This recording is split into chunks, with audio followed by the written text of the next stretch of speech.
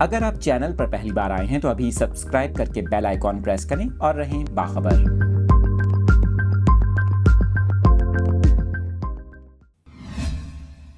آپ کے ساتھ اس اہم خبر کی تفصیلات شیئر کر رہے ہیں۔ ساحلی علاقے شدید زلزلے سے لرز اٹھے۔ ریکٹر اسکیل پر زلزلے کی شدت 5.8 ریکارڈ کی گئی۔ زلزلے کے باعث ہر طرف خوف و ہراس پھیل گیا، جبکہ زلزلے کی شدت سے کئی عمارتیں بھی لرز گئیں۔ آپ کو بتائیں کہ تائیوان کے مشرقی ساحلی علاقے میں شدید زلزلے کے جھٹکے محسوس کیے گئے۔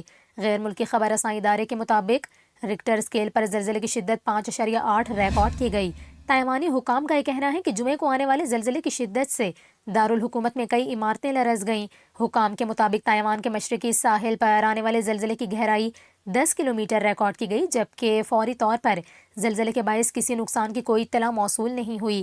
آپ کو بتائیں کہ گزشتہ ماہ بھی حوالین میں 7.2 شدت کے زلزلے کے بعد تائیوان تقریباً 1400 آفٹر شاکس کا شکار ہو چکا اور اس زلزلے کے نتیجے میں 17 افراد ہلاک ہو گئے تھے، جبکہ اب ایک بار پھر تائیوان کے مشرقی ساحلی علاقے میں شدید زلزلے کے جھٹکے محسوس کیے گئے۔